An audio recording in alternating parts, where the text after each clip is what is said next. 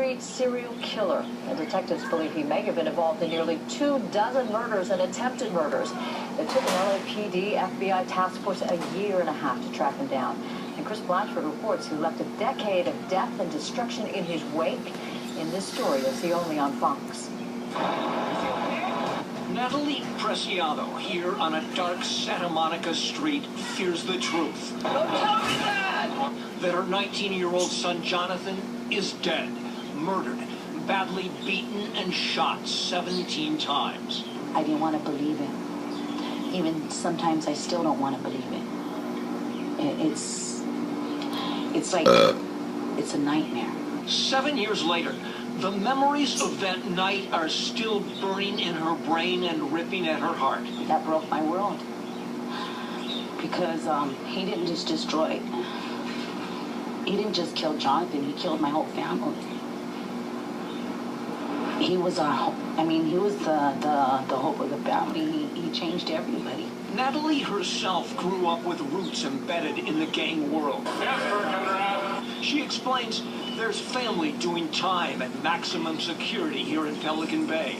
Mexican mafia figure George Buckethead Bustamante is related through marriage.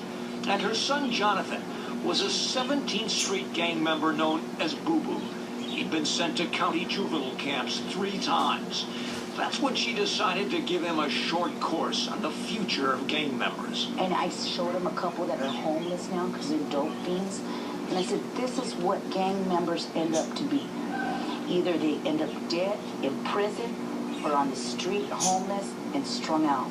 So, at 17 and on probation for assault, Jonathan entered Boys Republic, a residential treatment program for at-risk youth. Counselors say he turned some corners, overcame a learning disability, became active in student government, and graduated from the program on a positive track. He finished high school, completed a culinary arts course at Mission College, and wrote an essay that won him a $5,000 college scholarship.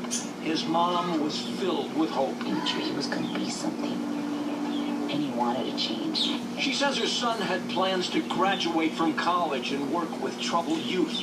But in 2005, an older homeboy asked him to drop by a birthday party at this Santa Monica Moose Lodge.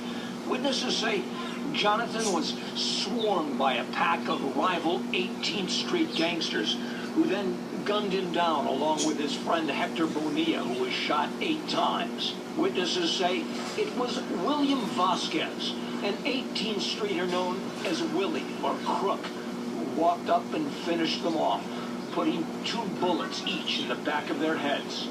Sergeant Rich Lewis worked the case. He's a cold-blooded killer. With 18 emblazoned on his chest, devil horns shaped out of numbers 1 and 8 tattooed on his forehead, and 666 inked on his shoulder and on his scalp.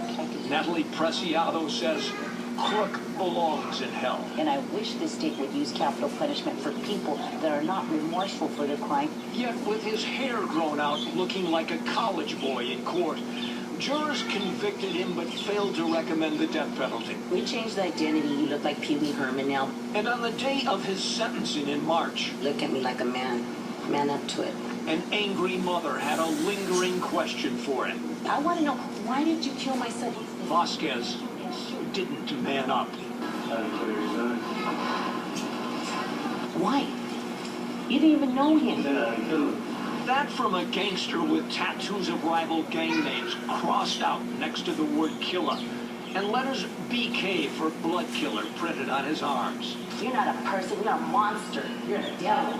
Vasquez, smiling here, had also been convicted of murdering 3 other unarmed rivals for offending 18th Street sensibilities.